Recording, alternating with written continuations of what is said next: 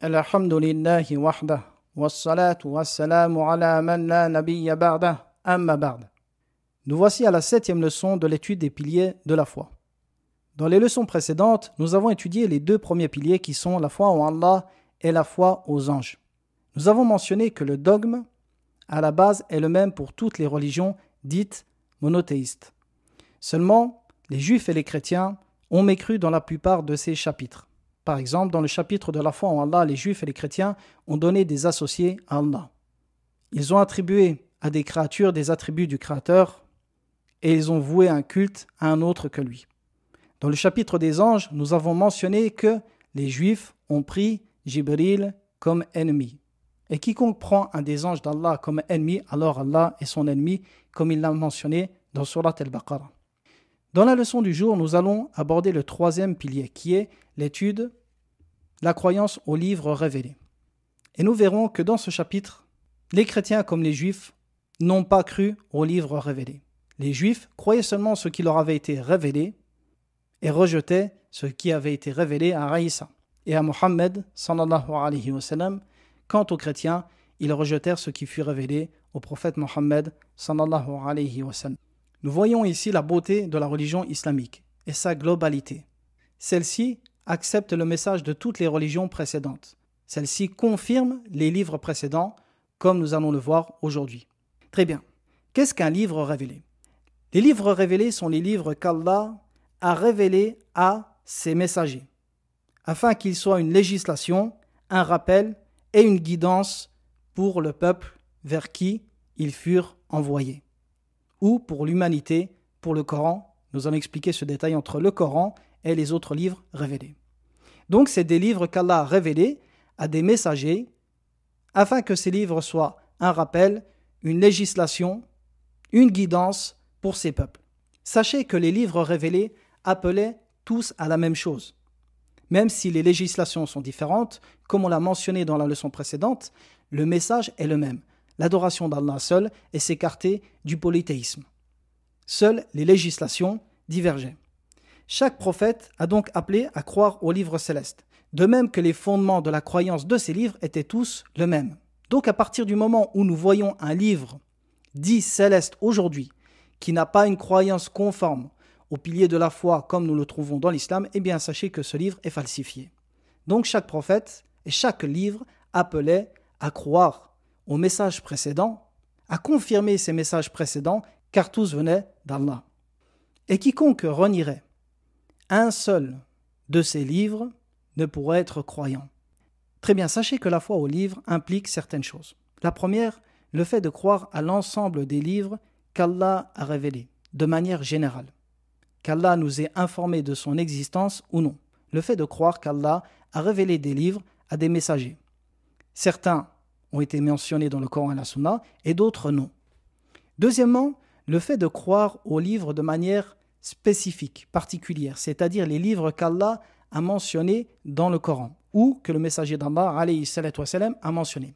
Parmi ceux-ci, les feuilles de Ibrahim, comme c'est venu dans Surat Al-A'la. Également, At-Tawrah, la Torah qui fut révélée à Moussa. Ensuite, Az-Zabour, qui fut révélé à Daoud. Wal-Injil, l'évangile qui fut révélé à Isa, et le Coran qui fut révélé à Mohammed alayhimus salatu wassalam. Donc croire à ces livres qui furent mentionnés dans le Coran ou dans la Sunna. Troisièmement, le fait de croire que tous sont des révélations qui proviennent d'Allah. Quatrièmement, la foi aux livres implique le fait de croire que tous ces livres appelaient à la même chose. Tous appelaient au même dogme, tous appelaient à l'unicité d'Allah et à s'écarter du polythéisme. Et tous rejetaient toute forme d'idolâtrie. Allah dit dans Surat Al-A'la, « Inna hadha la fi suhufil ula, suhuf Ibrahim wa Moussa » Dans le sens, ceci se trouve certes dans les feuilles anciennes, dans les feuilles de Ibrahim et de Moussa.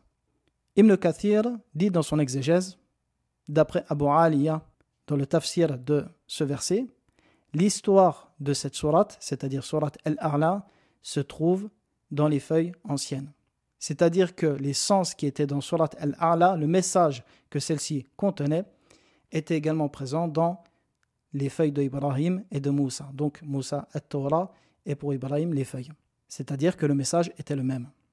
De même que vous constatez que les livres célestes mentionnent toujours les prophètes précédents. Le Coran a un chapitre qui porte le nom de la mère de Isa, Maryam, alayhi salatu wassalam. Et c'est pour cela que lorsque le Coran fut lu au Négus d'Abyssinie par un des compagnons du prophète, Ja'far, radiyallahu anhu, celui-ci lut au Négus d'Abyssinie, qui était chrétien, le début de Surat Maryam. Ibn Hisham rapporte dans sa célèbre biographie du prophète, alayhi salatu wassalam, As-Sira, il rapporte que lorsque le Négus entendit les premiers versets de Surat Maryam, il pleura. Puis dit à Ja'far, certes cette parole et celle que Isa a transmise proviennent d'une seule et même lanterne. Regardez ici comment le Négus reconnut le style divin à travers ces versets. Il embrassa plus tard l'islam et le prophète alayhi salatu wassalam pria sur lui lorsqu'il mourut, la prière mortuaire. Cinquième chose qu'implique la foi au livre, le fait de croire que chaque nouvelle révélation qu'Allah a donnée à un messager, chaque nouveau message abrogeait le message précédent complètement ou partiellement. Car forcément, la venue d'un nouveau message implique forcément qu'il y a un changement dans celui qui l'a précédé. Et le changement peut être total, une abrogation totale des messages précédents, comme avec le Coran, ou partiel, comme avec l'Évangile.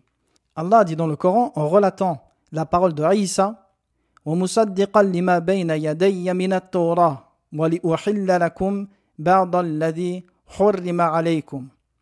Dans le sens de ce verset, et je confirme ce qu'il y a dans la Torah, révélé avant moi, et je vous rends licite une partie de ce qui vous était interdit.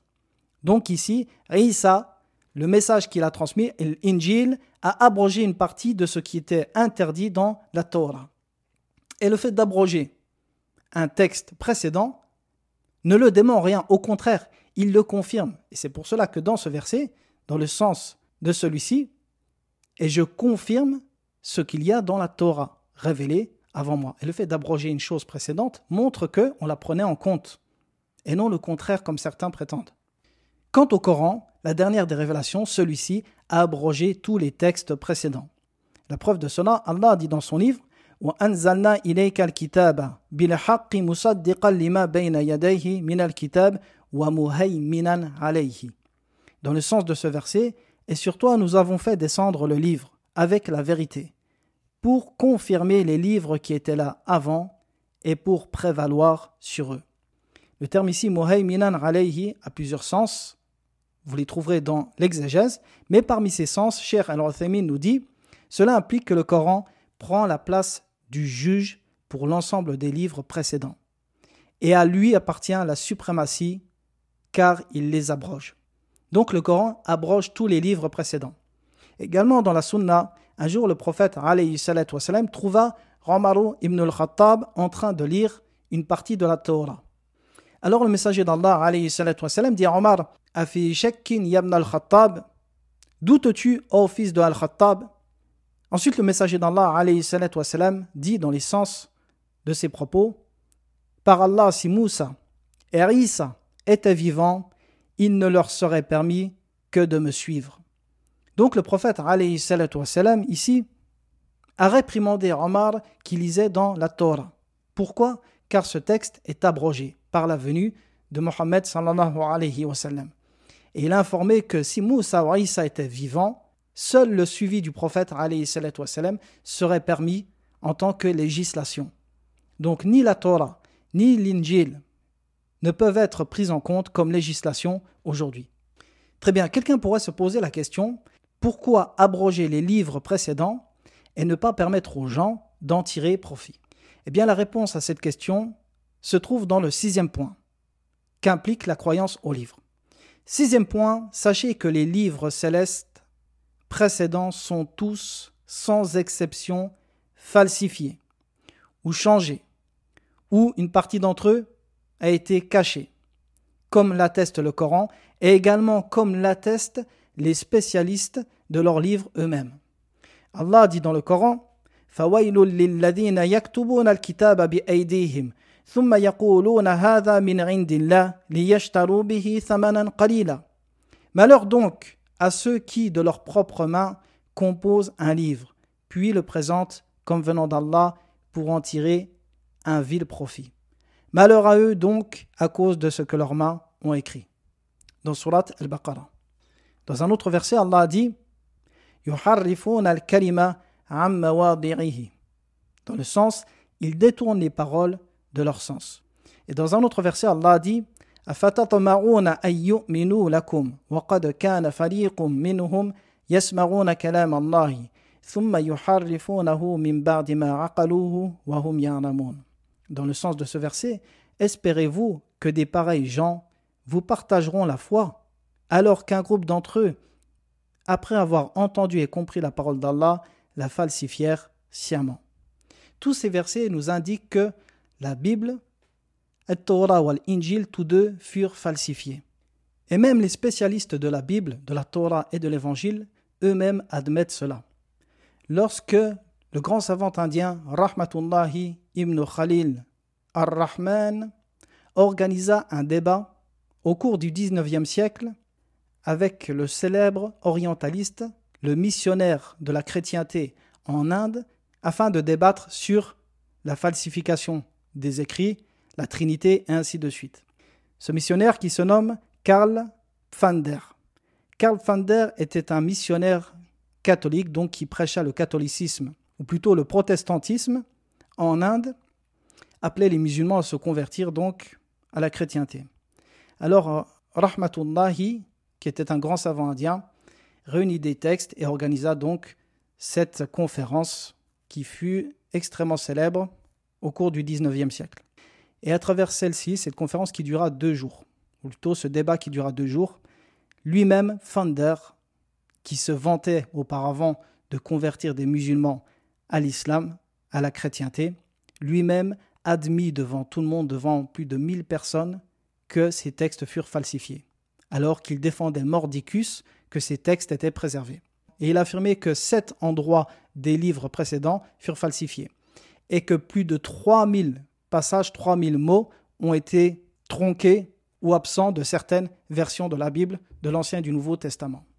Donc eux-mêmes admettent que leurs livres sont falsifiés.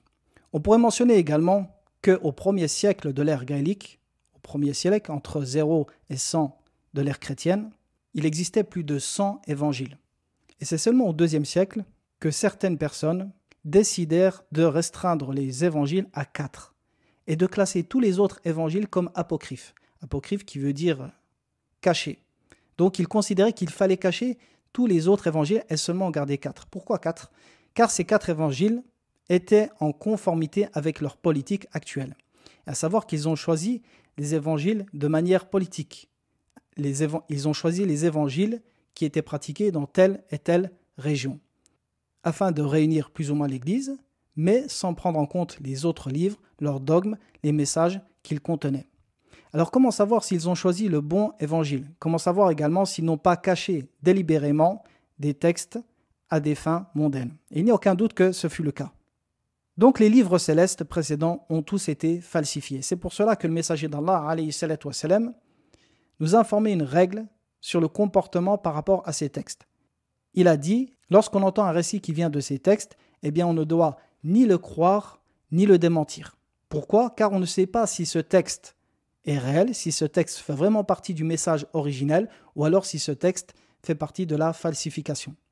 Par contre, si ce texte est confirmé par le Coran ou la sunna du prophète, alayhi salatu wassalam, dans ce cas, on l'accepte. Quant au Coran, le Coran, quant à lui, est le livre qui est préservé, qui est exempt de toute falsification. L'islam étant la religion universelle, son message doit être préservé. Allah dit dans le Coran « Inna nahnu nazzalna dhikra wa inna lahu lahafidhun » Dans le sens de ce verset, en vérité, c'est nous qui avons fait descendre le Coran, et c'est nous qui en sommes les gardiens. Allah a promis dans son livre que ce livre serait préservé, qu'il le préserverait de toute falsification, de tout changement, jusqu'à la fin des temps. Et ceci est une des formes de miracle du Coran. sa préservation dans ses moindres lettres, ses moindres terminaisons grammaticales et dans sa psalmodiation intacte, comme le prophète alayhi salatu wassalam le récitait depuis plus de 1400 ans, est un miracle. En effet, le Coran, de par sa transmission principalement orale, de la bouche du prophète alayhi salatu wassalam à ses compagnons, qui de son vivant, énormément de compagnons, apprenaient le Coran par cœur et le récitaient de la même manière que le prophète alayhi salatu wassalam le récitait. Puis ceux qui sont venus après les compagnons, il y avait déjà des centaines et des centaines de personnes qui mémorisaient le Coran par cœur.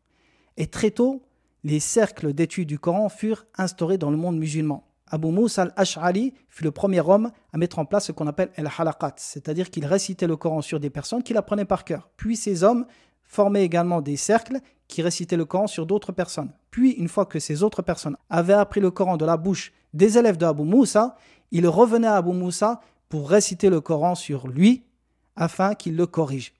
Et ceci, à l'époque du compagnon du prophète, alayhi salatu wassalam, Abu Musa al-Ash'ari, en Syrie. Donc, pour vous dire que très tôt, l'apprentissage du Coran par cœur fut mis en place, fut instauré et perdurera jusqu'à notre époque.